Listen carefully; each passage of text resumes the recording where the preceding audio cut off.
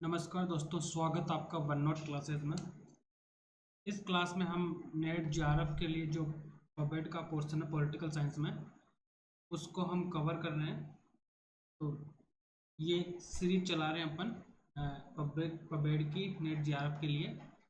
तो चलते हैं हम क्लास में। नव लोक प्रशासन, न्यू पब्लिक एडमिनिस्ट्रेशन। लोक प्रशासन का उत्थान कब हुआ है, इसके सिद्धांत कब आए हैं, इसके कितने चरण हुए हैं। ठीक है, ये हमने पहले वाले वीडियो में पढ़ लिए हैं। ठीक है, तो चलते हैं हम नेक्स्ट क्लास में। नौ नया चैप्टर है, नवलोक प्रकाशन। ठीक है, न्यू पब्लिक एडमिनिस्ट्रेशन। 1960 के अंतिम वर्षों में अमेरिकी विद्वानों ने, नई पीढ़ी ने अमेरिकी लोक प्रशासन के क्षेत्र में एक नए आंदोलन का सूत्रपात किया था। ठीक है, इसे लोक प्रशासन, नवीन लोक प्रशासन कहा जाता है। ठीक है, 1960 के दशक में उत्पन्न अमेरिकी बुद्धिजीवियों के विद्रोह और सामाजिक आर्थिक उथल पुथल के इस आंदोलन की पैदाइश दिखाई देती है। ठीक है, जरूरत क्यों पड़ी नव लोक प्रशासन की, क्योंकि हमने इससे पहले वाली क्लास में 4 चरण देखे हैं। ठीक है, तो उन चारों चरणों का क्या था कि फर्स्ट चरण में तो क्या था कि डिवाइड हुआ था पॉलिटिक्स और पबेड में। ठीक है, दूसरे में जो चरण था उसमें प्रिंसिपल्स आए थे। ठीक है, दूसरे चरण में क्या आए थे, प्रिंसिपल्स। और सिद्धांत, जितने भी विचारधाराएं हैं, वो सब किस में आए हैं, दूसरे चरण में। ठीक है, और इसके बाद भी जो तीसरा चरण आता है, थर्ड चरण लोक प्रशासन का, तो तीसरे चरण में क्या होता है, जो ये प्रिंसिपल बनाए गए थे, ठीक है, इन प्रिंसिपल को देखना। ठीक है, कि किस तरीके से ये प्रिंसिपल आए हैं और इनके अंदर कौन कौन सी कमियां हैं, कौन कौन से चीज़ इसमें इंक्लूड करना है। ठीक है, इनके प्रोसेस सही है या नहीं है। तो ये क्या है कि थर्ड चरण में बताए गए हैं। ठीक है, फोर्थ चरण की बात है। फोर्थ चरण में क्या हुआ था कि लोक प्रशासन के अंदर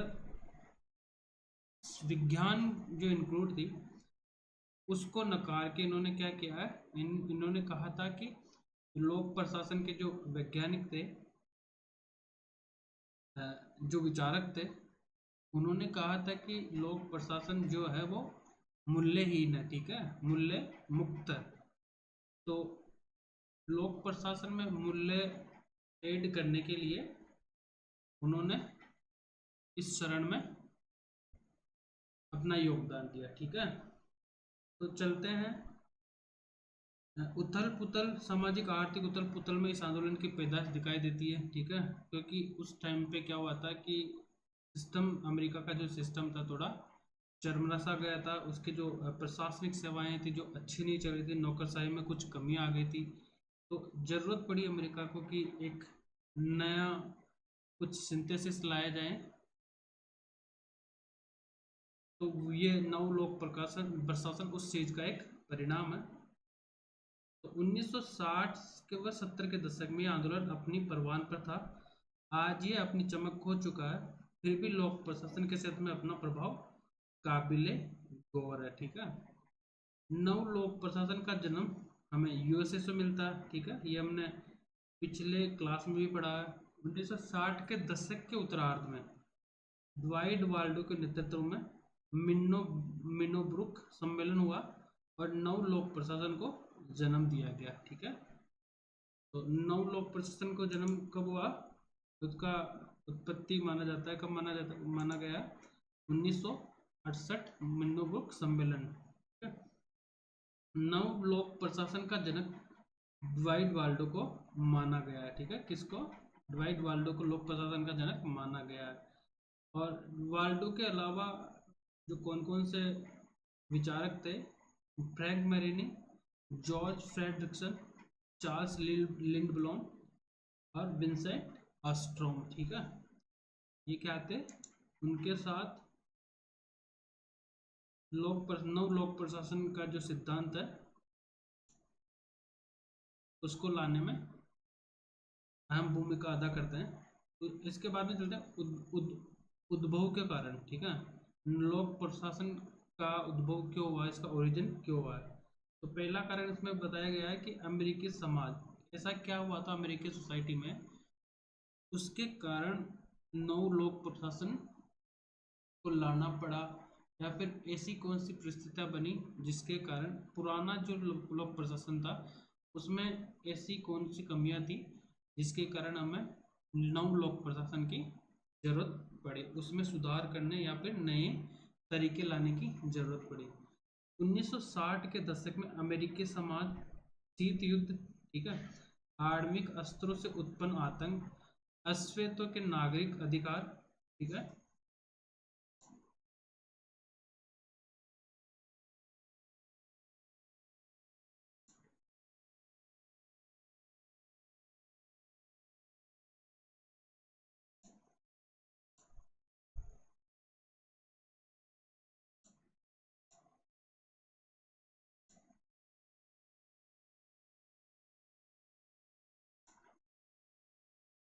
अश्वेतों के नागरिक अधिकार आंदोलन, सामाजिक विभेद वह वियतनाम सिंड्रोम का सामना कर रहा था। ठीक है, तो ये 1960 के आसपास का टाइम है।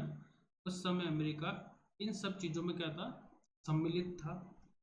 मिन्नो ब्रुक, जो दूसरी बात आती है कि जब फर्स्ट जो कारण है उसमें क्या हुआ था कि इन सब चीज़ों में सम्मिलित होने के कारण वहाँ का जो लोक प्रशासन था अमेरिका का, वो कहीं ना कहीं प्रभावित हो रहा था। ठीक है, लोगों को प्रशासनिक सेवाएं पर्याप्त रूप से नहीं मिल पा रही थी और उनमें कुछ कमियां या रुग्णता आने लग गई थी। ठीक है, नेक्स्ट चलते हैं मिन्नो ब्रुक सम्मेलन। ठीक है, 1968 पहला ये सम्मेलन है। मिन्नो ब्रुक सम्मेलन सिराक्यूज विश्वविद्यालय न्यूयॉर्क के मिन्नो ब्रुक कॉन्फ्रेंस में हुआ था। ठीक है, कौन सा में, सिराक्यूज विश्वविद्यालय में। सितंबर 1968 में ड्वाइट वाल्डो की अध्यक्षता में मिन्नो ब्रुक सम्मेलन में युवा विद्वान एकत्र हुए तथा इन्होंने रूढ़िवादी व परंपरागत लोक प्रशासन तथा बहुलवादी राजनीति शास्त्र की आधारभूत मान्यताओं को ललकारा। ठीक है, तो इन्होंने जो फर्स्ट जो मिन्नो ब्रुक जो लोक प्रशासन का सम्मेलन था, इनमें क्या किया था, इन्होंने जो रूढ़िवादी जो परंपरा थी लोक प्रशासन की, ठीक है, और जो बहुलवादी राजनीति शास्त्र की जो आधारभूत मान्यता थी उनको इन्होंने चुनौती दी। इसी मिन्नो ब्रुक सम्मेलन में नवीन लोक प्रशासन को जन्म दिया जो सामाजिक न्याय व सामाजिक समस्याओं के प्रति ज्यादा संवेदनशीलता तथा मूल्य मुक्त व मूल्य निरपेक्षता का विरोधी था। ठीक है, ये इन्होंने क्या किया है मिन्नो ब्रुक सम्मेलन में, जो सामाजिक न्याय और सामाजिक समस्या के प्रति इन्होंने ज्यादा ध्यान दिया है और लोक प्रशासन में मूल्यों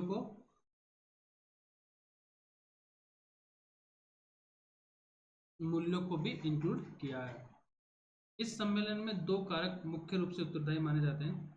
प्रथम था 1960 के दशक में अमेरिकी समाज, राजनीति और प्रशासन में चल रही उथल पुथल, और दूसरा कारण था कि ड्वाइट वाल्डो ने 1968 में पब्लिक एडमिनिस्ट्रेशन रिव्यू नामक जर्नल में छपा लेख public administration in A time of turbulence, यही लेख था जो 1971 में पुस्तक के रूप में छपा। इस लेख में वाल्डो ने लोक प्रशासन के प्रमुख सम्मुख आए पहचान के संकट की चर्चा की, आइडेंटिटी क्राइसिस की। जो ड्वाइट वाल्डो का लेख था उसमें ड्वाइट वाल्डो ने क्या किया, उल्लेख किया कि प्रेजेंट टाइम में जो लोक प्रशासन में जो कमियां हैं, ठीक है, जो ये ये ट्रेडिशनल पारंपरिक तौर तरीके इस लोक प्रशासन में, उनको क्या करना है, उसको आइडेंटिफाई करना है। ठीक है, तो ये ड्वाइट वाल्डो ने कहा है। नेक्स्ट चलते हैं नव लोक प्रशासन के जन्म व वृद्धि में निम्नलिखित घटनाएं महत्वपूर्ण है। तो कौन कौन सी घटनाएं महत्वपूर्ण है, पहली अमेरिकी समाज में व्याप्त असंतोष व तनाव। दूसरा है लोक सेवाओं संबंधी उच्च शिक्षा पर हन्नी प्रतिवेदन, नवंबर 1967 जॉन सी हन्नी द्वारा ये हन्नी रिपोर्ट लाया गया था, हायर एजुकेशन से संबंधित है। लोक प्रशासन के सिद्धांत व व्यवहार संबंधी फिलाडेल्फिया सम्मेलन, कब हुआ था ये? दिसंबर 67, अध्यक्ष जेम्स सी चार्ल्स बर्थ थे। और तो था मिन्नो ब्रुक सम्मेलन, सितंबर 1968, ठीक है, अध्यक्ष इसके ड्वाइट वाल्डो। यह युवा विद्वानों का सम्मेलन था, इसका मिजाज उग्र व क्रांतिकारी था, यह व्यवहारवाद विरोधी था। यंग टर्क्स का सम्मेलन था, ठीक है। इस सम्मेलन ने 4 लक्ष्यों पर जोर दिया जो कि नवीन लोक प्रशासन के लक्ष्य बने। पहला था प्रासंगिक, ठीक है, और दूसरा मूल्य, ठीक है। एक मिनट,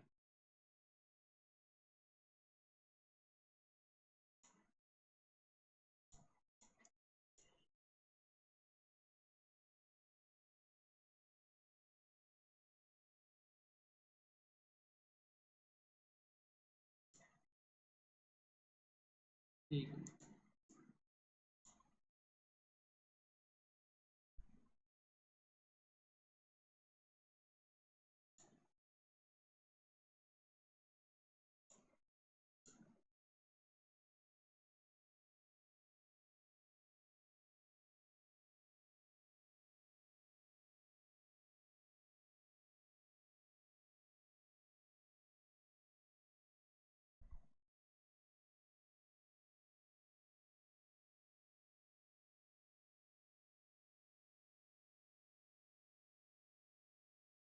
हम्म,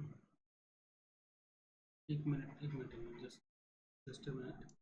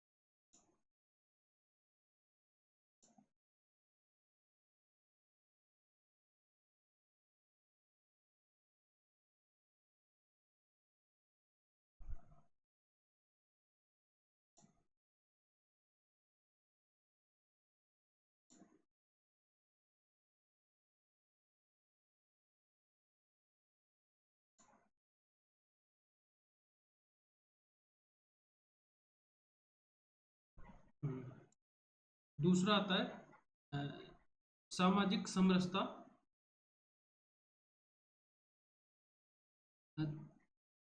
सॉरी थर्ड आता है सामाजिक समरसता, और फोर्थ आता है परिवर्तन। पहला तो था प्रासंगिकता, ठीक है, और दूसरा मूल्य, ठीक है। मिन्नो ब्रुक सम्मेलन से हमें ये 4 लक्ष्यों पर जोर दिया गया था, ठीक है। नेक्स्ट आता है फ्रैंक मैरिनी, एक मिनट,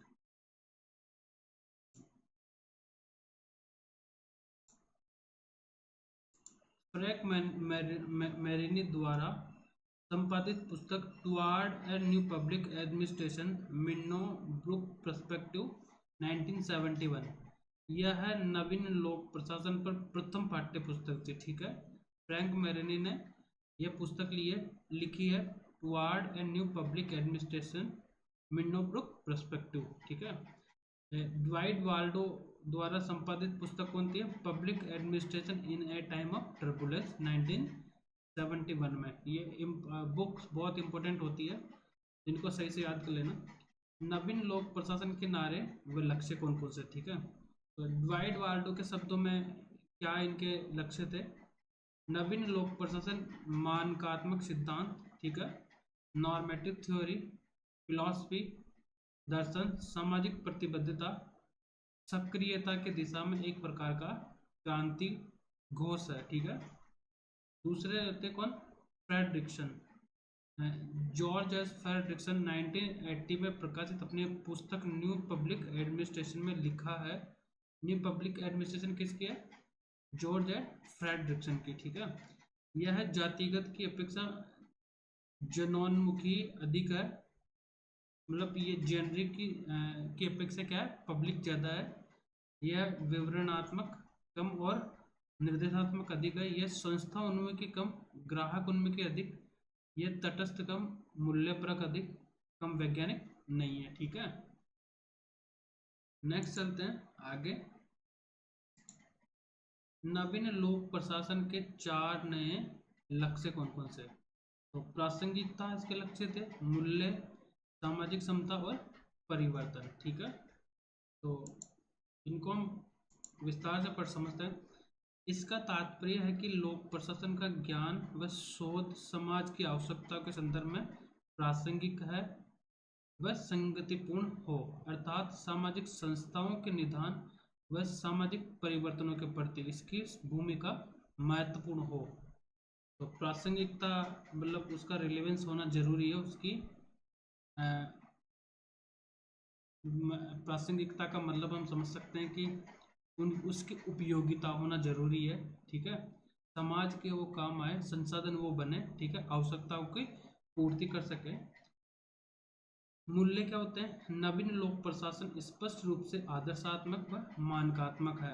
यह परंपरागत लोक प्रशासन के मूल्यों को छुपाने तथा प्रक्रियात्मक तटस्थता को अस्वीकार करते हुए न्याय, क्षमता, शोषण मुक्त जैसे मूल्यों को महत्व देता है। निग्रो और निग्रो क्या बोलते हैं? निग्रो व निग्रो जब से नवीन लोक प्रशासन का उदय हुआ है, मूल्यों व नैतिकता को प्रश्न लोक प्रशासन के मुख्य विषय रहे।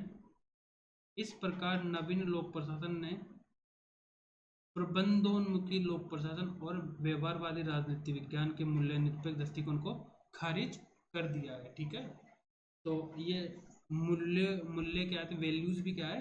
न्यू पब्लिक एडमिनिस्ट्रेशन के ऑब्जेक्टिव्स थे। ठीक है,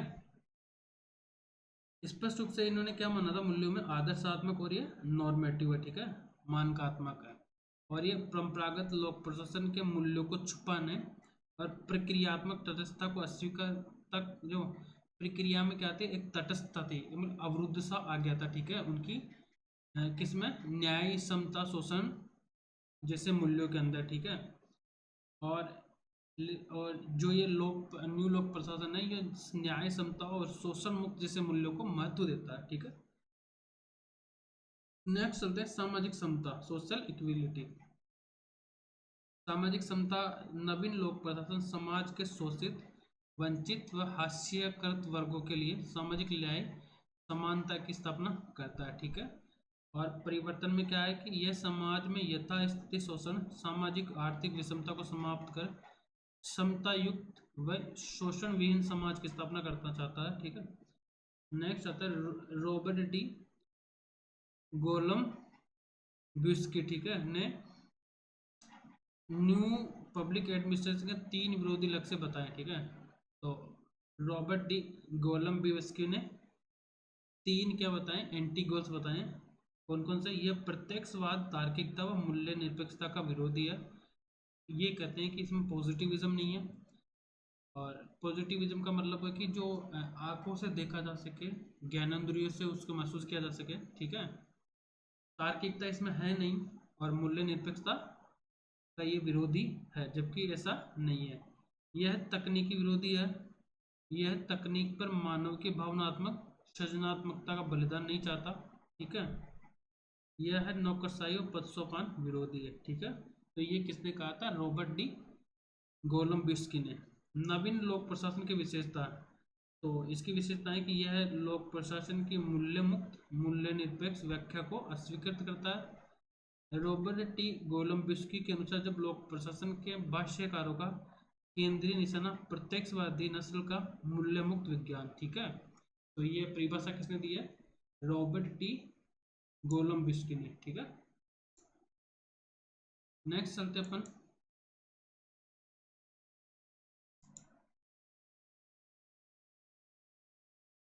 दूसरा क्या है? यह है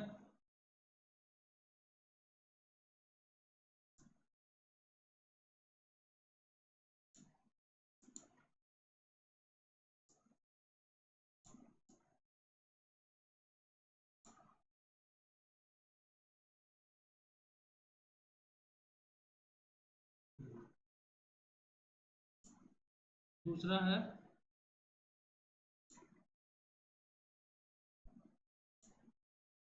यह है प्रशासन के विभाजन को स्वीकार करता है। थर्ड है यह है संगठन के बारे में यांत्रिकता का विरोधी है। चौथा है मानवीय संबंधों तथा प्रशासन व सामाजिक परिवर्तनों के बारे में नए सृजनात्मक दृष्टिकोण पर बल देता है। ठीक है।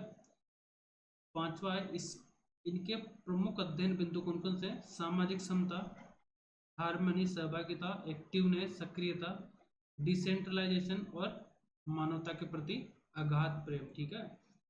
और सिक्स है ये लोक प्रशासन को प्रगतिशील विज्ञान बनाना चाहते हैं। ठीक है। नव लोक प्रशासन के ये उद्देश्य थे या फिर परिणाम। यह अंत अनुशासनात्मक है। और आठवां आता है जहां परंपरागत लोक प्रशासन नकारात्मक, तथ्यात्मक, मूल्य निरपेक्ष, तटस्थ, यथास्थितिवादी स्टेटस को था, वही नवीन लोक प्रशासन क्या है? सकारात्मक, मूल्यात्मक, सामाजिक रूप से सक्रिय, मानवीय और इसमें पार्टिसिपेशन है किनकी? समाज और लोगों की। ठीक है।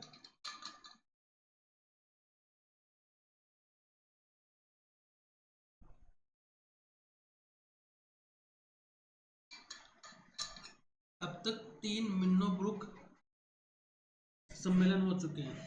तो कौन कौन से सम्मेलन हो चुके हैं? प्रथम जो मिन्नोब्रुक सम्मेलन है वो 1968 में हुआ है। अध्यक्ष इनके ड्वाइट वाल्डो। द्वितीय जो मिन्नोब्रुक है वो है 1988। 20 साल का अंतर है इसमें। ठीक है। तो द्वितीय हैं 1988 जॉर्ज फ्रेडरिक्सन है, और थर्ड है 2008 में अध्यक्ष इसके रोजमेरी ओ लोरी। ठीक है। मिन्नोब्रुक सम्मेलन में अंतर क्या है? तो तीनों जो सम्मेलन है उनमें अंतर क्या क्या है? पहला जो सम्मेलन है 1968, दूसरा 88 और तीसरा 2008 में हुआ। इनके अध्यक्ष हमने पहले पढ़ लिए हैं। तो ड्वाइट वाल्डो पहले में, दूसरे में जॉर्ज फ्रेडरिक्सन, तीसरे में रोजमेरी और लोरी है। ये सहभागी युवा। ठीक है। यंग टर्क्स राजनीति विज्ञान। दूसरा है अकादमिक दायरा विस्तृत। इसकी इनका अकादमिक दायरा क्या था? विस्तृत है। युवा, वरिष्ठ और राजनीति विज्ञानी, विधिक, अर्थशास्त्री, लोक नीतिकर्ता सभी शामिल थे दूसरे वाले में। और तीसरे वाले में कौन था? इसका शैक्षणिक दायरा भी विस्तृत था। ठीक है। इसमें क्या था? यह अमेरिकी समाज के उथल पुथल के काल के में आयोजित हुआ था। मतलब टर्बुलेंस था अमेरिकी समाज में, तब ये क्या हुआ था? आयोजित हुआ था। और ये दूसरा जो ये सम्मेलन था ये कब हुआ था? ये विश्वव्यापी आर्थिक सुधारों के काल में आयोजित हुआ था। ठीक है। थर्ड जो आता है ये बहुसंगठनात्मक साझा प्रयास और नेटवर्किंग के बल पर दिया गया था। ठीक है।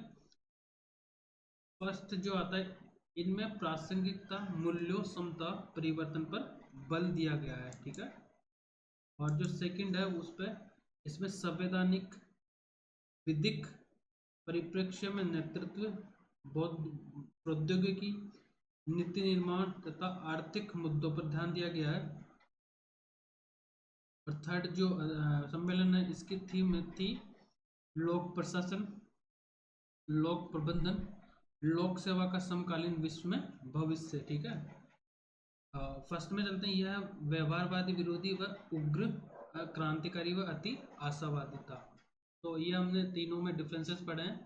नेक्स्ट चलते हैं, फ्रेडरिक्सन ने मिन्नोब्रुक प्रथम, जहाँ कलह प्रिय, विवादास्पद, क्रांतिकारिता, वही मिन्नोब्रुक द्वितीय अधिक सौम्य व व्यवहारिक था। तीनों सम्मेलन की चिंतन का विषय था क्या था, लोक प्रशासन का एक विषय के रूप में अध्ययन क्षेत्र, ठीक है। तो ये कॉमन गोल हुआ तीनों सम्मेलन का। अब आलोचनात्मक मूल्य क्या है, रॉबर्ट टी गोलम्बिस्की का कथन नवीन लोक प्रशासन के संदर्भ में सही है कि शब्दों में क्रांति, उग्र सुधारवाद, मगर कुशलता और तकनीकों में यह यथास्थितिवादी था, सामाजिक समानता और परिवर्तन, ठीक है। एक मिनट।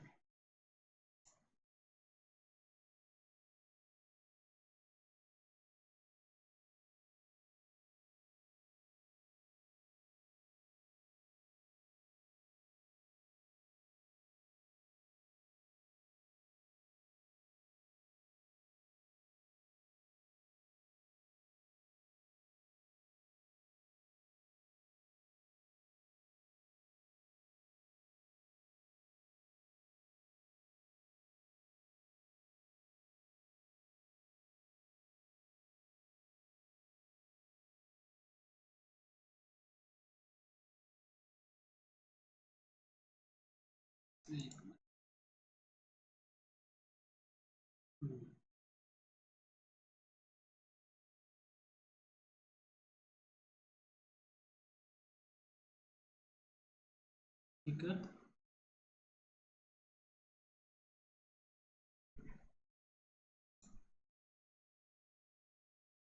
नेक्स्ट चलते हैं, लोक प्रशासन व निजी प्रशासन क्या चीज है, ठीक है। तो सरकारी परिप्रेक्ष्य में काम करने वाला प्रशासन लोक प्रशासन होता है, और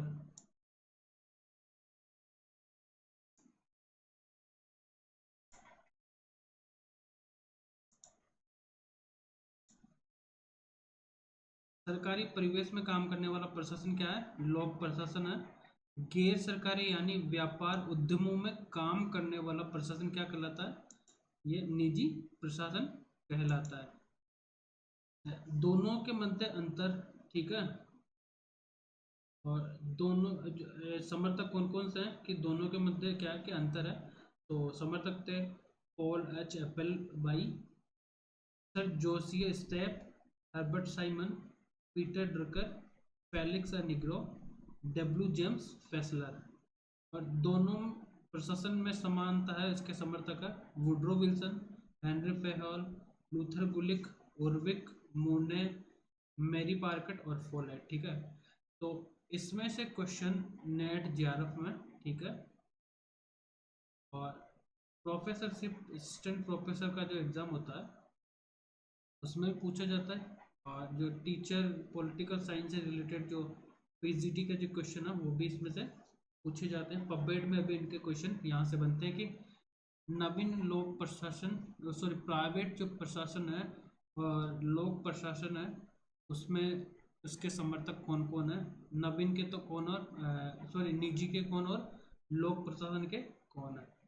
लोक प्रशासन व निजी प्रशासन में अंतर व असमानता है, ठीक है। तो पॉल एच एप्पल बाई, लोक प्रशासन निजी प्रशासन से तीन पहलुओं में भिन्न है। तो ये व्यापकता, प्रभाव और महत्ता में क्या है, भिन्न होते हैं। लोक प्रशासन की ज़्यादा होती है व्यापकता, ठीक है, और प्रभाव ज़्यादा होता है लोक प्रशासन का, और महत्वता, सिग्निफिकेंस भी क्या है इसकी ज़्यादा होती है लोक प्रशासन की। सार्वजनिक व जन जवाबदेही लोक प्रशासन में ज़्यादा होती है। और राजनीतिक चरित्र, एप्पल भी प्रशासन ही राजनीति है, क्योंकि लोकहित सर्वोपरि है। तो ये पॉल एप्पल भाई का स्टेटमेंट है। दूसरा था हर्बर्ट साइमन, इन्होंने भी तीन अंतर बताए हैं। लोक प्रशासन जो है वो उसमें नौकरशाही नुमा होता ही है, और निजी जो प्रशासन होता है वो व्यापारिक स्वरूप होता है इसका। लोक प्रशासन राजनीतिक चरित्र वाला होता है, और ये निजी प्रशासन होता है वो राजनीतिक चरित्र वाला होता है। और जो लोक प्रशासन है वो आक्रमण्यता और लालपिता से ग्रसित होता है, मतलब इसमें एक्टिवनेस इतना नहीं है।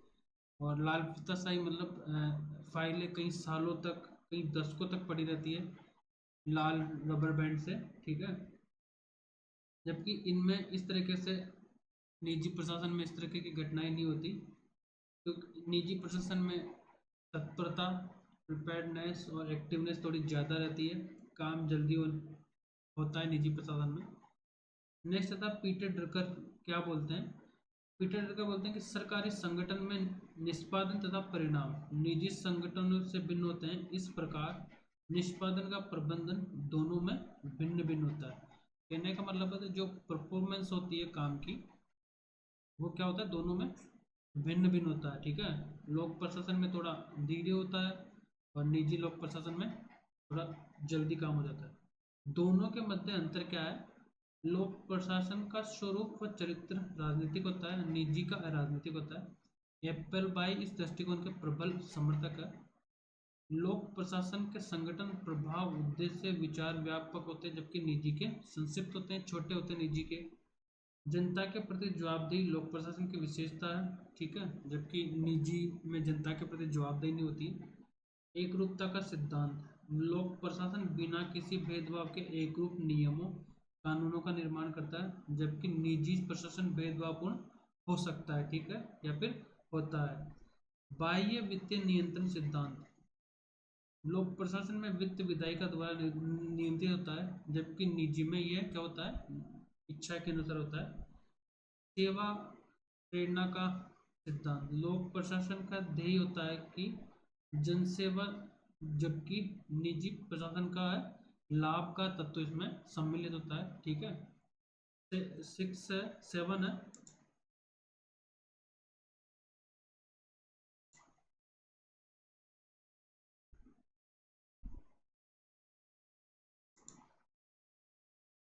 7 जो है लोक प्रशासन की कसौटी होती है अज्ञानता व अनामता, जबकि निजी में ऐसा नहीं होता, ठीक है।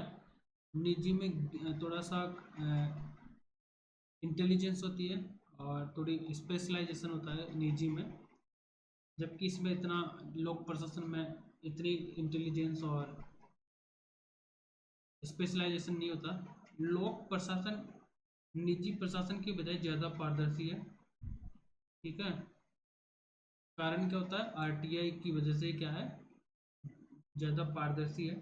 लेकिन एलपीजी की धारा जब से बहने लगी है दोनों के मध्य अंतर कम होता जा रहा है, ठीक है। एलपीजी का मतलब होता है लिबरलाइजेशन, ठीक है, और प्राइवेटाइजेशन, ग्लोबलाइजेशन, ठीक है।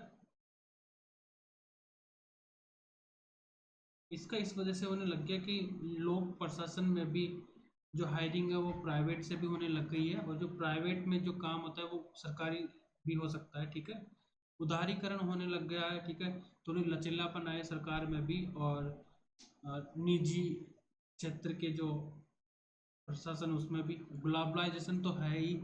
किसी भी चीज़ का उपयोग जैसे कि तकनीक का उपयोग लोक प्रशासन में भी किया जा रहा है और निजी प्रशासन में भी इसका उपयोग किया जा रहा है। इससे क्या हो रहा है कि जो दक्षता है, एक्टिवनेस है, वो ज़्यादा हाई है, ठीक है।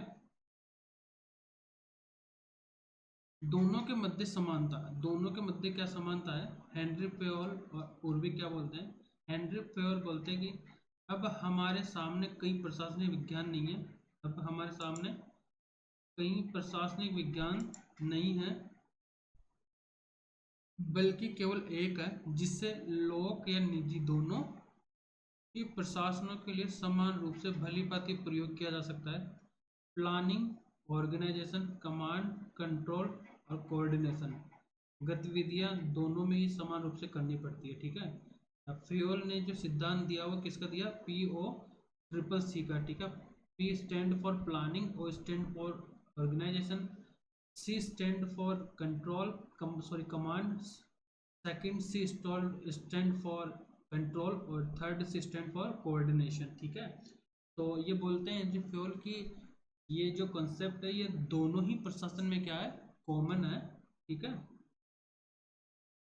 पूर्वी क्या बोलते हैं, जिस प्रकार सभी व्यक्तियों के लिए सभी विषय समान होते हैं, अर्थात बैंक कर्मियों के लिए जीव रसायन विज्ञान वैसा ही जैसा अन्य के लिए है, या राजनेताओं के लिए मनोरोग विज्ञान सामान्य व्यक्ति जैसा ही है, इसी प्रकार सभी प्रशासन सभी के लिए एक समान ही है। ठीक है, समानताएं दर्शा रहे हैं उर्विक। उर्विक ने समानता बताई है कि फोस्ट POSDCORB या P और ट्रिपल सी की गतिविधियां दोनों दोनों में ही होती है। ठीक है, दोनों में हायरार्की पाई जाती है, पदसोपान होता है, योग्यता आधारित भर्ती और मोटिवेशन की पद्धतियां दोनों में समान होती है। सार्वजनिक उपक्रम, इंडियन ऑयल, निजी उपक्रम, रिलायंस पेट्रोल के प्रशासन में काफी समानताएं, सेल व टिस्को में भी समानताएं। समानता का श्रेष्ठ उदाहरण क्या है? हैदराबाद स्थित administrative staff college of India, जहां लोग निजी और लोक प्रशासन क्षेत्रों के कार्मिकों के लिए समान प्रशिक्षण कार्यक्रम आयोजित किए जाते हैं। डिफरेंसेस क्या है? दो, लोक प्रशासन का आधार विधि का शासन है, सार्वजनिक संगठन जनता का कार्य कानून के अनुसार करते हैं, लोक प्रशासक के कामों के पीछे कानून की ताकत होती है तथा राज्य को दंड शक्ति इसे सहारा देती है, जबकि निजी प्रशासन के साथ ऐसा नहीं होता। ठीक है, लोक प्रशासन में तो क्या होता है, ये विधि का शासन के अकॉर्डिंग काम होता है इसका, और अगर इस तरीके से फॉलो अप नहीं होता तो दंड या पनिशमेंट भी, पनिशमेंट के सहारे भी क्या कर सकते हैं, इसको फॉलो अप करवा सकते हैं। लेकिन जो प्राइवेट एडमिनिस्ट्रेशन है उसमें ऐसा कोई नियम नहीं है।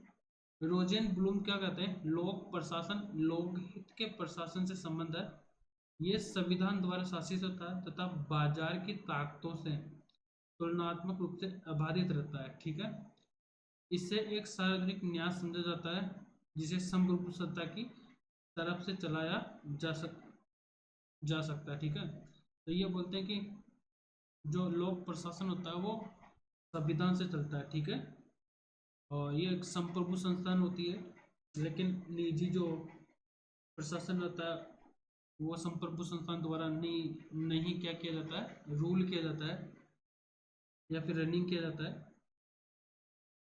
उनको उनके ऊपर क्या किया जा सकता है, उनके ऊपर पावर दिखाई जा सकता है, निजी लोक प्रशासन को चेंज किया जा सकता है। ठीक है, तो निजी जो प्रशासन होता है उसको चेंज किया जा सकता है, और उनके नियमों को बदला जा सकता है। ठीक है, तो ये क्या, क्योंकि वो निजी जो प्रशासन होता है वो क्या होता है, वो संप्रभु नहीं होता। ठीक है, संप्रभु का मतलब होता है कि अपने फैसले खुद लेना, या फिर अपने ऊपर किसी दूसरे का क्या नहीं होना, डोमिनेंस नहीं होना, दूसरे का प्रभाव नहीं होना।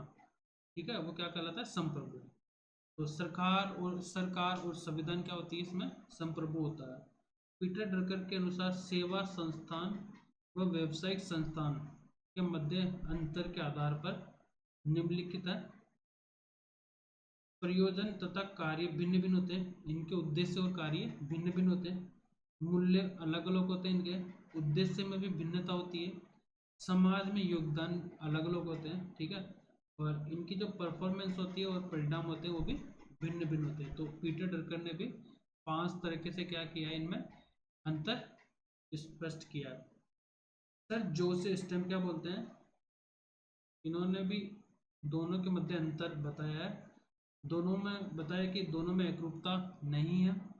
बाह्य वित्तीय नियंत्रण का सिद्धांत होता है इसमें कि लोक प्रशासन में तो सरकार फाइनेंस करती है, और निजी प्रशासन में प्राइवेट कंपनियां, प्राइवेट इंस्टीट्यूट, एनजीओ वगैरह क्या करते हैं, इसमें फंडिंग करते हैं। मंत्रियों का उत्तरदायित्व का सिद्धांत, लोक प्रशासन में मंत्रियों का उत्तरदायित्व होता है जबकि निजी प्रशासन में ऐसा कुछ नहीं है। सीमांत लाभ का सिद्धांत, ठीक है, सीमांत लाभ का सिद्धांत ये है कि जो लाइन में सबसे पीछे जो लोग खड़े हुए हैं उनको लाभ पहुंचाना लोक प्रशासन का कार्य होता है, जबकि निजी प्रशासन में ऐसा कुछ नहीं किया जाता है। ठीक है,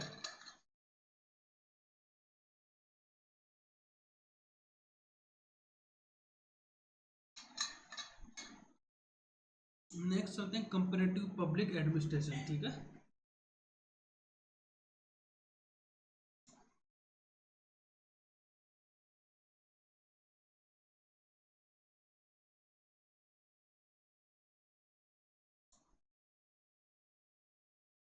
जब तक लोक प्रशासन का अध्ययन तुलनात्मक नहीं होता तब तक इसका विज्ञान होने का दावा खोखला है। ठीक है, तो ये कौन कहते हैं? रॉबर्ट डहल ने ये कहा। तुलनात्मक राजनीति, तुलनात्मक लोक प्रशासन समान रूप से आधुनिक व्यवहारवादी राजनीति विज्ञान की स्थायी देन है। तुलनात्मक लोक प्रशासन के विद्वानों का मूल उद्देश्य लोक प्रशासन को परंपरागत अध्ययन क्षेत्र और परंपरागत अध्ययन प्रणालियों की सीमा से बाहर लाकर उसके क्षेत्र को विस्तृत करना था, नई समस्याओं के समाधान के अनुरूप नई मान्यता को स्थापित करना था। ठीक है, तुलनात्मक लोक प्रशासन का विकास, तो इसका विकास होता है 1960 के आसपास। फेरल हेडी 1960 के दशक को तुलनात्मक प्रशासन आंदोलन का स्वर्णिम युग मानते हैं। तुलनात्मक लोक प्रशासन के जन्म व वृद्धि में सर्वाधिक महत्वपूर्ण योगदान किसका है? The American society for public administration का। जो एएसपीए है ने 1963 में तुलनात्मक प्रशासन समूह का गठन किया है। ठीक है, नेक्स्ट है फ्रेडरिक्स को सीएजी कंपैरेटिव एडमिनिस्ट्रेटिव जो ग्रुप का अध्यक्ष बनाया गया है, जो 7 से 8 साल तक 1977 तक इनके अध्यक्ष है। वह सीपीए को नई पहचान दिलाई। रिक्स के बाद रिचर्ड गेबल इसके अध्यक्ष बने। नेक्स्ट आता है सीएजी अपने कार्य क्षेत्र में अंतर्राष्ट्रीय है। इसने एशिया, अमेरिका, यूरोप में तुलनात्मक लोक प्रशासन संबंधी अनुसंधानों को प्रोत्साहन किया है।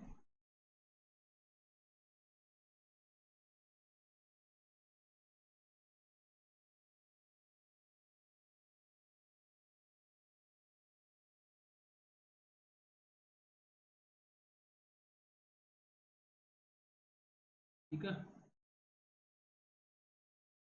1973 तक सीएजी बिखर गया क्योंकि फोर्ड फाउंडेशन की सहायता मिलना बंद हो गई थी इस फाउंडेशन को। ठीक है, सीपीए व सीएजी से जुड़े महत्वपूर्ण विद्वान फ्रेडरिक्स थे, इनसे जुड़े हुए फेरल हेडी थे, ड्वाइट वाल्डो थे, रॉबर्ट डहल थे, जेम्स हैप्पी थे, रिचर्ड गेबल थे, क्लीवलैंड थे, मॉन्टगोमरी, फ्रैंक शेरवुड, मार्टिन लेंडाउ आदि सीपीए और सीएजी से जुड़े हुए थे। ठीक है,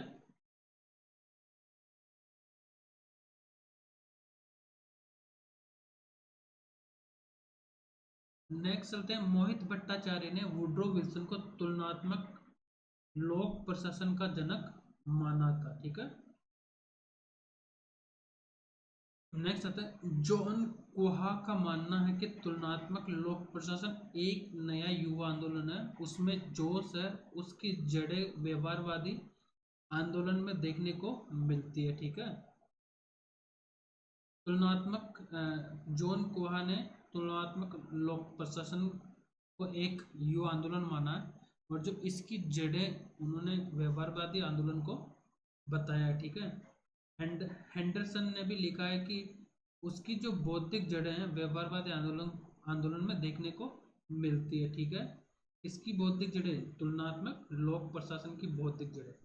निकोलस हेलरिक के अनुसार रिक्स की इच्छा कंपेरेटिव पब्लिक एडमिनिस्ट्रेशन को फैक्चुअली, साइंटिफिकली अमूर्त, सर्वसामान्यीकरण, प्रणालीबद्ध व सार्वभौम बनाने की थी और सीपीओ को ऐसा ही बनना पड़ा। ठीक है, तुलनात्मक लोक प्रशासन की पृष्ठभूमि पर Woodrow Wilson, Robert Dahl, Ferrel Heady, Riggs आदि विद्वानों के विचार अलग अलग है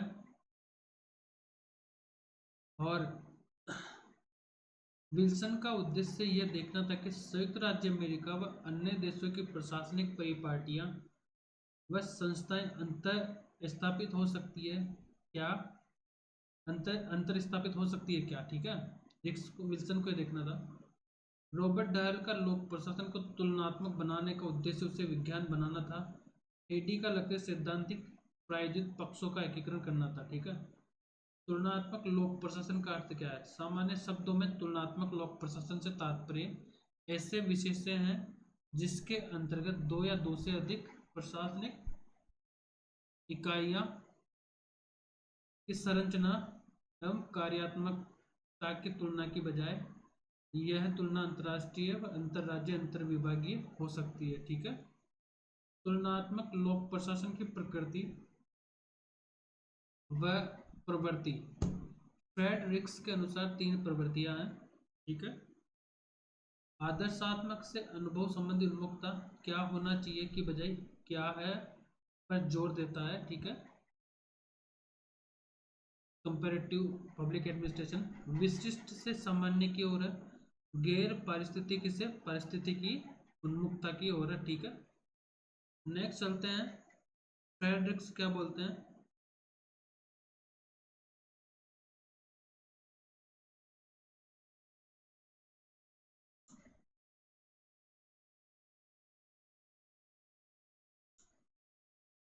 फ्रेडरिक्स ने तुलनात्मक लोक प्रशासन के अध्ययन में निम्नलिखित चार उद्देश्य बताए। तो कौन कौन से उद्देश्य हैं? एक, विशिष्ट व्यवस्था, व्यवस्थाओं के समूह के विशिष्ट लक्षणों व गुणों को समझना। दूसरा है नौकरशाही के आचरण, व्यवहार व अंतरा सांस्कृतिक और अंतरराष्ट्रीय अंतरों के लिए उत्तरदायी कारकों की व्याख्या करना, ठीक है। तो नौकरशाही के आचरण व व्यवहार में क्या करना, अंतरा सांस्कृतिक और इंटरनेशनल, क्रॉस कल्चरल और क्रॉस नेशनल अंतरों के लिए उत्तरदायी कारकों की व्याख्या इन्होंने किया है। और किन विशिष्ट परिवेशीय स्थितियों में किसी विशिष्ट प्रशासन की सफलता असफलता के कारणों की जांच करना। और फोर्थ आता है प्रशासनिक सुधारों की रणनीतियों को समझना, ठीक है। नेक्स्ट चलते हैं, तुलनात्मक लोक प्रशासन के अध्ययन को प्रेरित करने वाले कारक व तत्व कौन कौन से हैं। तो पहला जो कारक है वो है अधिक व्यापक विषय क्षेत्र की खोज करना। इसके तहत लोकतांत्रिक, निरंकुश, विकसित और विकासशील, पूंजीवादी और साम्यवादी देशों की प्रशासनिक व्यवस्था का अनुभविक अध्ययन करना था, ठीक है। दूसरा आता है यथार्थवादी व्यवहारिक अध्ययनों पर ध्यान केंद्रित करना। औपचारिक व आदर्शवादियों की बजाय अनौपचारिक व यथार्थ अध्ययनों पर बल देना। सैद्धांतिक अध्ययन पर बल देना ताकि मॉडल्स व सिद्धांतों का निर्माण कर लोक प्रशासन में वैज्ञानिक अध्ययनता को बढ़ावा दिया जा सके। विकासशील राष्ट्रों की प्रशासनिक व्यवस्था का अध्ययन करना। लोक प्रशासन को वैज्ञानिक बनाने की आकांक्षा। लोक प्रशासन को स्वायत्त अध्ययन विषय का रूप दिलाना। और कंपैरेटिव पब्लिक एडमिनिस्ट्रेशन की प्रारंभिक अवस्था अपने एक उपक्षेत्र विकास प्रशासन के संवर्धन के कारण समृद्धशाली बनी। 1960 से 70 के बीच कंपैरेटिव पब्लिक एडमिनिस्ट्रेशन में विकास प्रशासन का बोलबाला था, ठीक है। सीपीए की अध्ययन के उपागम हेंडरसन ने तीन उपागम बताए। तो कौन कौन से उपागम बताए थे हेंडरसन ने? नौकरशाही उपागम, निवेश निर्गत उपागम व संगठन उपागम, ठीक है। रॉबर्ट फ्रेस्ट, फेडरल हेडी और माइकल क्रोजर आदि ने इसका उपयोग किया था, ठीक है, नौकरशाही उपागम का। निवेश निर्गत में कौन कौन से? आउटपुट और इनपुट में। यह डेविड ईस्टन के व्यवस्था सिद्धांत से लिया गया है। एफ डब्ल्यू रिक्स ने कृषक औद्योगिक प्रिज्मेटिक मॉडल में यही उपागम है। रिक्स की प्रिज्मेटिक साला मॉडल समाजशास्त्री टेलकट पार्सन्स के संरचनात्मक प्रक्रियात्मक उपागम से भी प्रभावित है। थर्ड आता है संगठन उपागम। फ्रेसलर ने इसका उपयोग मंत्रालयों व मंडलों आदि के विश्लेषण में किया है, ठीक है। तो सीपीए के अध्ययन के उपागम में हेंडरसन के तीन उपागम बताए थे। नेक्स्ट चलते हैं अपन लोक प्रशासन, तुलनात्मक लोक प्रशासन के मॉडल कौन कौन से हैं, ठीक है।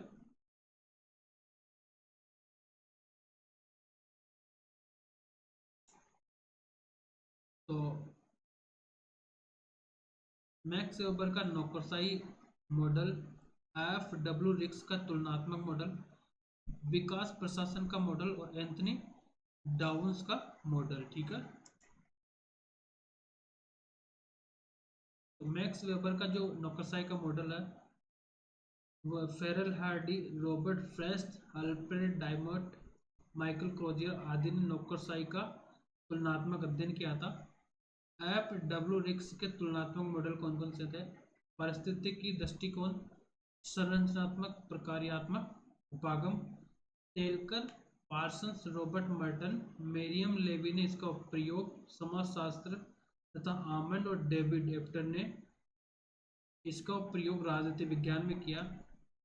कृषि का औद्योगिक मॉडल बहुकार्यात्मक संपार्श्वीय अकार्यात्मक model, fused prismatic diffracted model और शाला मॉडल। ठीक है, ये किसका था?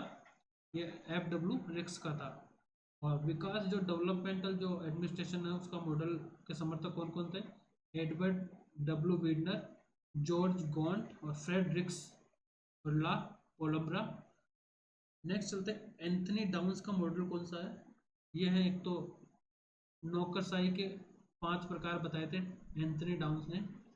पहला है कि एक क्लाइंबर से चढ़ने वाली है, ठीक है, कंजर संरक्षित, कट्टरपंथी, अधिवक्ता और स्टेटस मैन। तो ठीक है, हम इन सभी 5 मॉडल को विस्तार से आगे पढ़ेंगे।